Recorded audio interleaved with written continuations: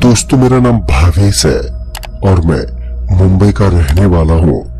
यह घटना मेरे साथ आज से लगभग 4 साल पहले घटी थी। उस वक्त मुंबई में मेरा बिजनेस चलता था।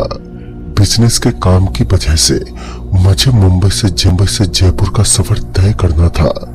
जयपुर में मुझे किसी का सामान लिए जरूरी जाना था।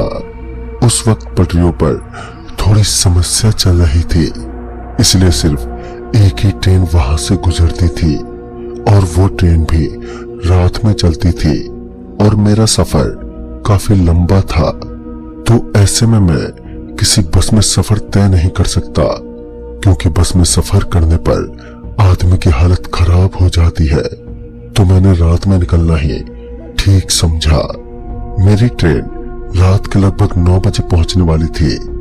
मैंने अपना पहले तो सारा सामान पैक कर लिया और उसके बाद मैं अपना सामान लेकर रेलवे स्टेशन के लिए निकल गया। रात के लगभग 8:30 बजे मैं स्टेशन पर पहुंचा तो मैंने देखा कि मेरे अलावा वहां पर कई सारे और लोग भी ट्रेन का इंतजार कर रहे थे। काफी भीड़ लगी हुई थी वहां पर, और वहां पर भीड़ लगना कोई बड़ी बात नहीं थी, क्योंकि सिर्फ एक ही ट्रेन तो चलती थी और मैंने तो वैसे भी ऑनलाइन टिकट बुक करवाई थी। तो ऐसे में मेरी सीट तो बिल्कुल तय हो चुकी थी, मगर कुछ लोग अभी भी टिकट कटवा रहे थे। लगभग 9 बजे ट्रेन भी स्टेशन पर पहुंच गई। ट्रेन के स्टेशन पर पहुंचते ही मैं ट्रेन में अपनी सीट पर जाकर बैठ गया, मगर मेरा सफर बाकी लोगों से काफी ज्यादा लंबा होने वाला था।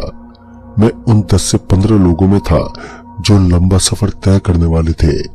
उसके बाद धीरे धीरे वह बोगी खाली होने लगी और देखते ही देखते रात के लगभग 1 बजे तक वह बोगी मेरे अलावा पूरी खाली हो चुकी थी। यानी कि सब लोग अपने अपने स्टेशन पर उतर चुके थे, केवल मैं ही बचा हुआ था। मगर मेरा सफर अभी भी काफी लंबा होने वाला था। और फिर रात के लगभग 2 बजे के आसपास मेरे पेट में चूहों का आवागमन हुआ, यानी कि मुझे जोरों से भूख लगने लगी। तो मैं भी अगले स्टेशन पर किसी ढाबे का इंतजार करने लगा। जब ट्रेन एक स्टेशन पर रुकी तो मैंने देखा कि उस स्टेशन पर कोई भी नहीं उतरा है, और हैरानी की बात तो ये थी कि वह स्टेशन पूरा का पूरा खाली पड़ा था। चारों तरफ बस सुनसान बेंच दिखाई दे रहे थे। मगर तभी मेरी नजर एक ढाबे पर गई। उस ढाबे पर एक लाल लाल रोशनी चमक रही थी। तो मैं चुपचाप उस ढाबे की तरफ चल पड़ा, क्योंकि मुझे भूख लग रही थी कि तभी मुझे पीछे से एक आवाज आई, अरे ओ भाई साहब, उधर मत जाओ, यह स्टेशन बिल्कुल भी ठीक नहीं है, और खास करके रात में तो इस स्टेशन पर उतरना सख्त मना है। मगर जब मैं पीछे की तरफ पलटा तो मैंने देखा कि अब मेरे पीछे की तरफ कोई मौजूद नहीं था। फिर ये आवाज आई तो आई कहां से? मुझे कुछ समझ में नहीं आया कि आखिर वह आवाज किसकी थी और उसने ऐसा क्यों बोला। मगर उसके बाद मुझे लगा कि कोई ट्रेन में आपस में बात कर रहे हैं। उसके बाद मैं ढाबे की तरफ धीरे से बढ़ने लगा। जब मैं उस ढाबे के करीब पहुंचा तो मैंने देखा कि वहां पर एक आदमी एक कुर्सी के ऊपर बैठा हुआ था। फिर मैं उस ढाबे के और करीब गया तो मैंने देखा कि वह ढाबा एक चाय का ही है, जहां पर मैं खाने की उम्मीद में ही था। तो वहीं मुझे सिर्फ चाय मिली, लेकिन इस समय मुझे केवल चाय से ही काम चलाना पड़ेगा। यही सोचकर मैंने उस आदमी से एक चाय देने को कहा।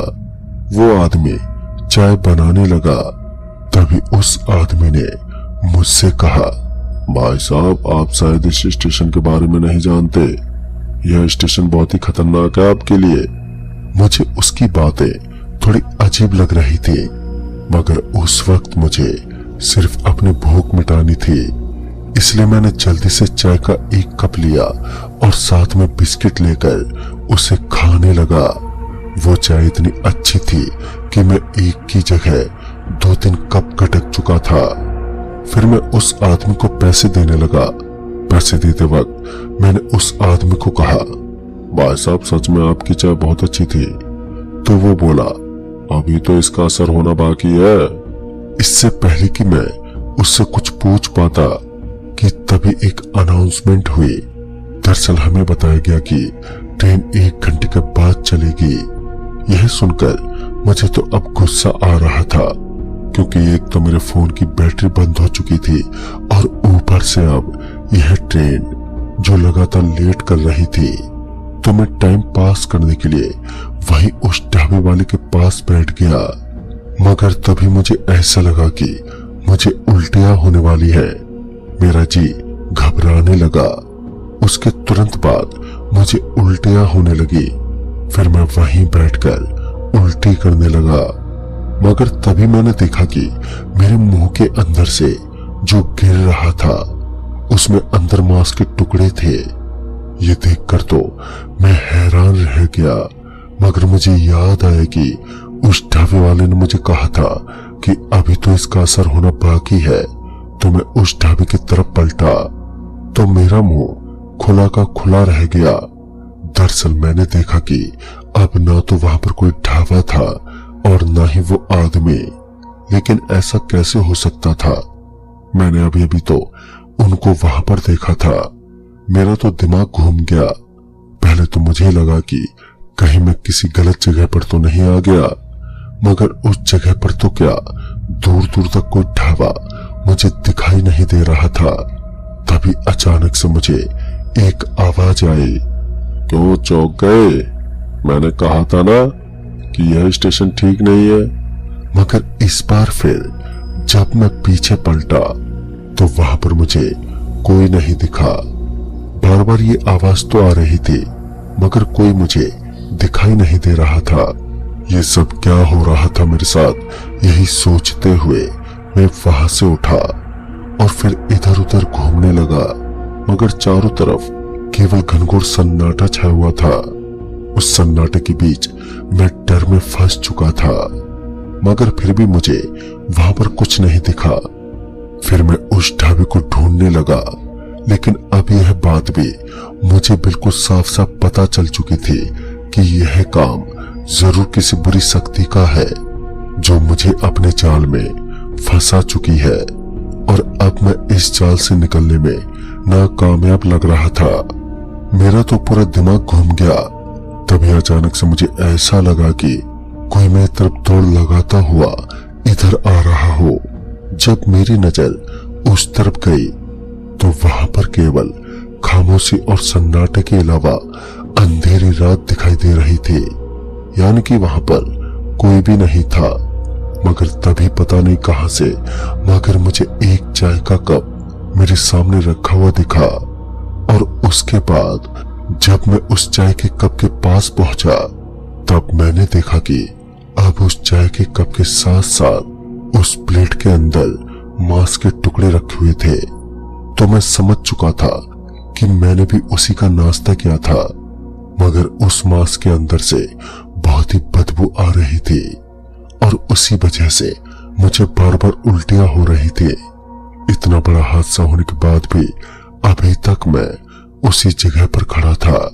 मैंने दाएं देखा न बाएं और मैं वहां से भागता हुआ ट्रेन की तरफ जाने लगा। लेकिन जब मैं वहां से भागा तो उसके 5 मिनट बाद ही मैंने देखा कि मैं वापस उसी जगह पर लौटकर आ गया हूं। इस वक्त मैं एक अजीब से चक्रव्यूह में फंस चुका था जहां से मेरा बचना बहुत ही मुश्किल लग रहा था। मगर मैंने हिम्मत नहीं हारी और उसके बाद मैं फिर से भागा। लेकिन एक बार फिर से मुझे वही अंजाम देखने को मिला। पता नहीं उस रात मेरे साथ क्या क्या हो रहा था। लगातार मुझे नाकामयाबी का सामना करना पड़ रहा था और अब मुझे लगा कि भागने से कोई फायदा नहीं है। तो मैं थक हार कर वहीं पर बैठ गया और फिर मैं जोर जोर से चिल्लाने लगा। लेकिन यह क्या, अब तो मेरी आवाज भी आना बंद हो चुकी थी और ट्रेन के चलने का भी अब टाइम होने लगा। अब मेरी मुश्किलें लगातार बढ़ रही थी, मगर कोई रास्ता मुझे दिखाई नहीं दे रहा था। अब मेरी निगाहें सिर्फ ऊपर वाले पर टिकी थी। शायद उसी की वजह से मेरी जान बच जाए, मगर उस ठंड से टकराती हुई रात में, उस अंधेरे और सन्नाटे के अलावा भगवान का कोई नामो निशान कहीं पर दिखाई नहीं दे रहा था। आज तो मुझे ऐसा लग रहा था कि शायद आज मुझे यहाँ यमराज के दर्शन होने वाले हैं। लेकिन तभी मैंने एक ऐसा खौफनाक दिल दहला देने वाला नजारा देखा, जिसे देखकर तो मेरे पैरों के नीचे जमीन खिसक गई। इस बार मैंने देखा कि ढाबे वाला आदमी अब मेरे बिल्कुल सामने खड़ा था, लेकिन अब उसका पूरा चेहरा बदल चुका था। उसकी आंखें बाहर निकली हुई थी। उसकी आंखों की जगह 2 गड्ढे दिखाई दे रहे थे और उसकी आंखों से खून बह रहा था, और अब उसके दांत बड़े बड़े बन चुके थे। अब उसने एक राक्षस का रूप धारण कर लिया, जिसे देखकर मैं तो अंदर तक हिल चुका था। और फिर अचानक से उसके कदम मेरी तरफ बढ़ने लगे। उसे अपने तरफ आता देख मैं वहां से भागने लगा, लेकिन जैसे जैसे वह मेरी तरफ बढ़ रहा था, वैसे वैसे उसका कद भी लगातार बढ़ रहा था, और अब उसका डरा देने वाला चेहरा मेरी तरफ दहाड़ने लगा। उसके दहाड़ने की आवाज बिल्कुल खतरनाक थी। लगातार वो मेरी तरफ बढ़ रहा था, और साथ ही मेरी सांसें अब उखड़ने लगी। मैं उसके आगे लगातार भाग रहा था, मगर वह मेरा पीछा छोड़ने को तैयार ही नहीं था। जब मैं उस स्टेशन से उल्टी दिशा की तरफ बढ़ रहा था, तो अंत में जाते जाते मैं एक चीज से टकरा गया, मगर वह चीज बिल्कुल अदृश्य थी, जिसे देखने में मैं असमर्थ था, लेकिन मैं उसे महसूस जरूर कर पा रहा था। वह एक दीवार जैसी चीज थी, मगर वो इतनी ज्यादा मजबूत नहीं थी। और अब मुझे थोड़ा थोड़ा यही लग रहा था, अगर मैं इस दीवार को तोड़ दूंगा तो शायद मैं यहाँ से बाहर निकलने में कामयाब हो जाऊंगा। मगर मैं उस चीज को कैसे तोड़ता? वहां पर कोई हथियार भी नहीं था, और वो प्रेत जो मेरे पीछे मुझे मारने पर तुला हुआ था। मेरे चारों तरफ मुसीबतों का एक पहाड़ मुझ पर टूट पड़ा था। तभी मुझे याद आया कि उस ढाबे के पास मुझे एक लकड़ी नजर आई, जो कि उस बेंच की टूटी हुई लकड़ी थी। अगर मैं उसको उठाकर यहाँ पर ले आऊं तो उसे तोड़ सकता हूँ। आदमी अपनी जान बचाने के लिए पता नहीं कितनी मुसीबतों को मोल ले लेता है, और मैंने भी वही किया। मैं उस प्रेत से सामना करने को तैयार हो गया। उसके बाद मैं उस बेताल के सामने अब भागने लगा, लेकिन जैसे ही वह प्रेत मेरी तरफ आया तो मैं वापस उल्टी दिशा की तरफ मुड़ गया। उस प्रेत को शायद मेरी यह बात बिल्कुल भी अच्छी नहीं लगी। वह जोर जोर से सांस लेने लगा, और फिर एक भयानक आवाज में मुझे बोला, इस स्टेशन पर उतरकर बहुत बड़ी गलती कर दी है तूने, और तुझे इसके बदले अपनी रूह देनी होगी। उसकी बात मेरे दिल में और भी ज्यादा डर पैदा कर रही थी, मगर उस वक्त मेरे लिए सबसे जरूरी उस लकड़ी को ढूंढना था। तो मैं किसी तरह वहां से निकला, मगर बहुत सारी जगह पर ढूंढने के बाद भी मुझे वह कहीं पर दिखी नहीं। मैं थक हार कर वहीं पर बैठ गया, लेकिन उस शैतान को तो आज मेरी जान ही लेनी थी। मगर उसके बाद मैंने अब सब कुछ भगवान पर ही छोड़ दिया था।